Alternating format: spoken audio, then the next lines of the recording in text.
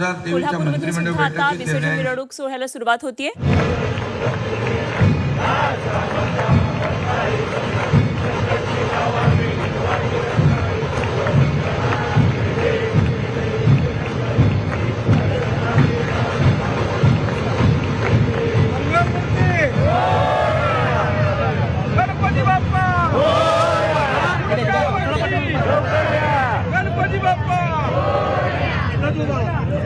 कोल्हापुरातून आपण ही थेट दृश्य पाहतोय। शाहू महाराज छत्रपती यांच्या हस्ते गणरायाची आरती केली आहे आणि पालखीमध्ये विराजमान झालेले हे बाप्पा आपण पाहतोय। अत्यंत पारंपरिक पद्धतीनं असं हे गणपतीचं पूजन सध्या सुरू आहे। विसर्जन मिरवणुकीला आता सुरुवात होतीये आणि खासदार छत्रपती शाहू यांच्या हस्ते आता बाप्पाला नारळ वाढवला जातोय आणि या मिरवणुकीला औपचारिकरित्या आता सुरुवात होतीये। कोल्हापूरच्या विसर्जन मिरवणुकांचं सुद्धा एक वेगळं वैशिष्ट्य असतं। आपल्या सतेज पाटील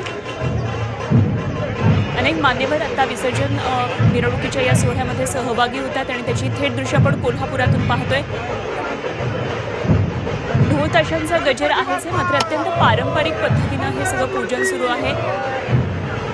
पालखीमध्ये विराजमान झाले तिथले बाप्पा आणि कोल्हापुरातल्या सार्वजनिक मंडळांचं विसर्जन गणपती विसर्जन सोहळा आता सुरू होतोय।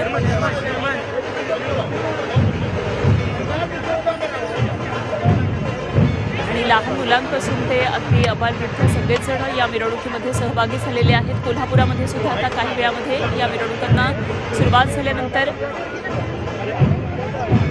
एक वेगळं वैशिष्ट्यपूर्ण अशा मिरवणुका पाहायला मिळतील, कारण मर्दानी खेळांचं आयोजन या ठिकाणी केलं जातं। यामध्ये महिला पथक मोठ्या संख्येनं सहभागी झालेले असतात आणि भव्य दिव्य असं कोल्हापूरमधल्या मिरवणूक सोहळ्यांचं सुद्धा मोठं वैशिष्ट्य आहे।